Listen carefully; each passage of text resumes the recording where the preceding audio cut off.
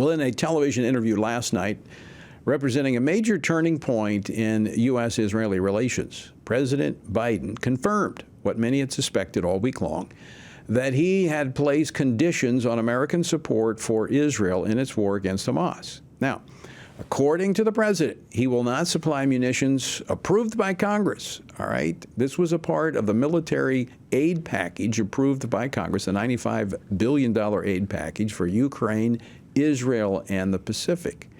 Well, he says he's not going to deliver it if the IDF enters the city of Rafah, where Hamas still maintains multiple battalions of fighters.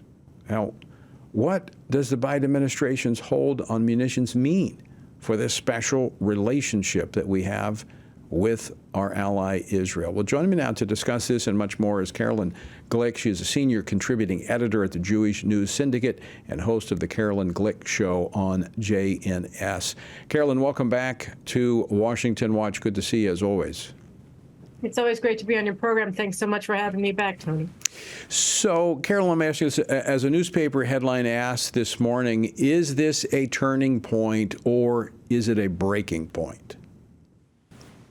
It's a very good question. I think it's both. I think it's a breaking point in the sense that, after weeks of building it up, calling for the ouster of Israel's democratically elected Prime Minister Netanyahu, both directly through administration officials and indirectly through Senator Schumer, and undermining Israel diplomatically, whether at the UN Security Council or by greenlighting proceedings against Israeli leaders at the International Criminal Court at The Hague, or on the public square in the United States by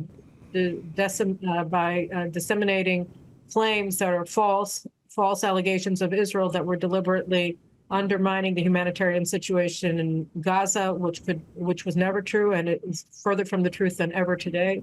The Biden administration has been escalating all the time its hostility towards Israel since October 7th.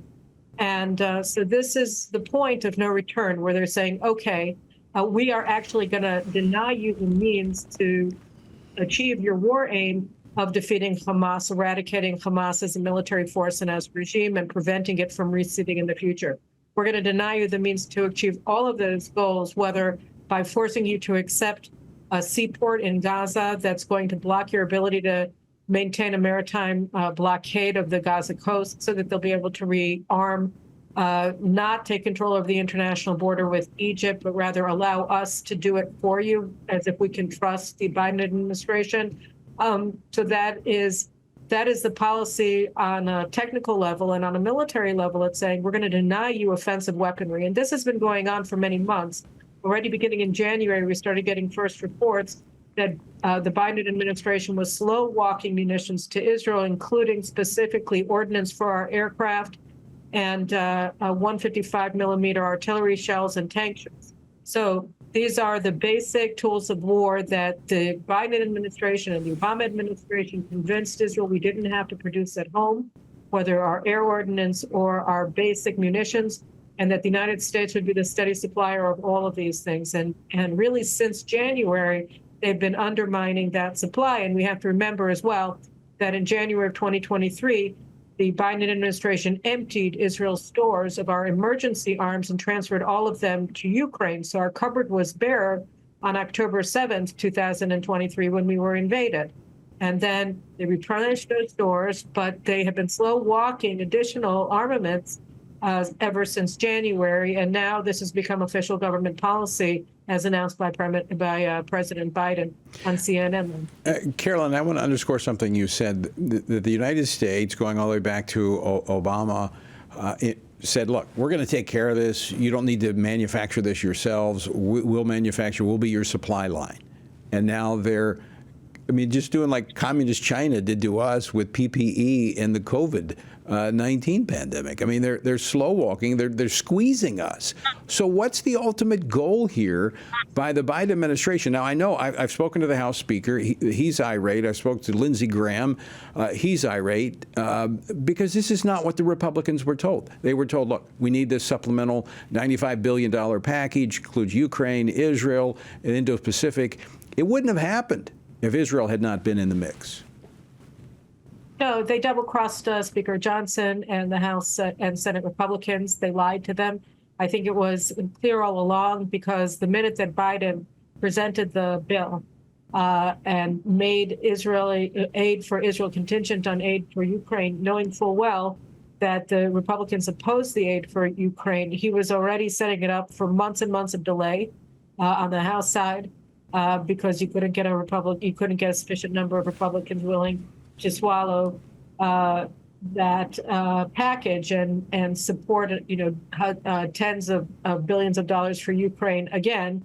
And that was his way of pushing through what he wanted. And he wouldn't budge. Schumer would not budge. He voted against aid to Israel after speaking at a pro-Israel rally at the mall in Washington.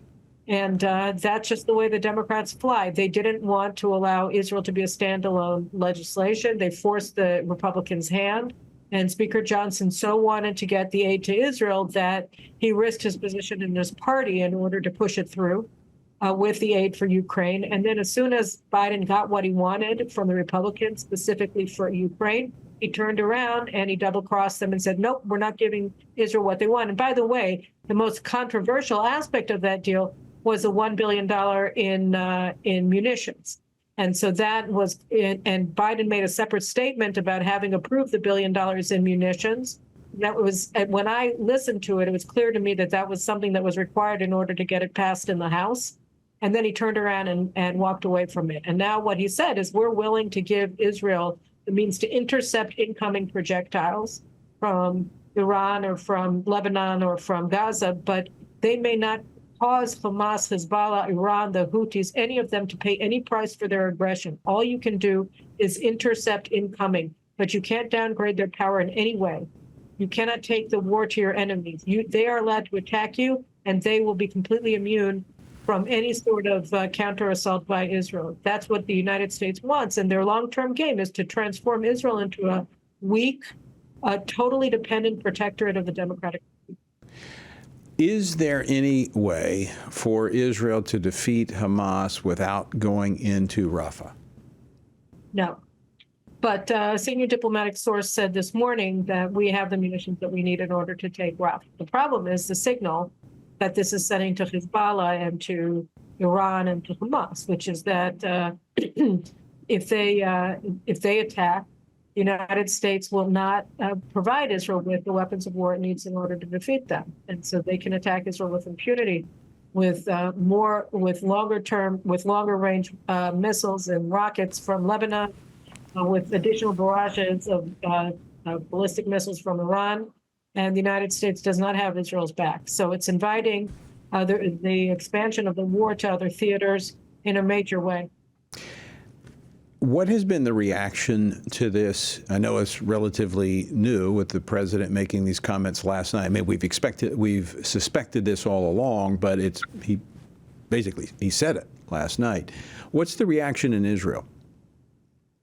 Disgust, a profound sense of betrayal and revulsion at Biden and his administration and his supporters, and concern. How are we going to go forward, and concern about what awaits us, because Biden already has been enacting an informal international arms embargo against Israel. I don't know if you remember, but early on, the German chancellor came to Israel and met with Prime Minister Netanyahu, and then after a series of conversations between the two leaders, the Germans agreed to sell us tank shells. And the same day that the announcement was made, in fact, like 2 hours after the announcement was made, President Biden was on the phone with Chancellor Scholz and essentially pushing him to cancel the arms sale. So that the administration has been working not only to slow walk munitions from the United States to Israel, but also to block Israel from the international market for arms. To try to undermine us and, again, force a total dependence on the United States. So what we've done in exchange is that, thankfully, finally, we've been massively ramping up our domestic production. We're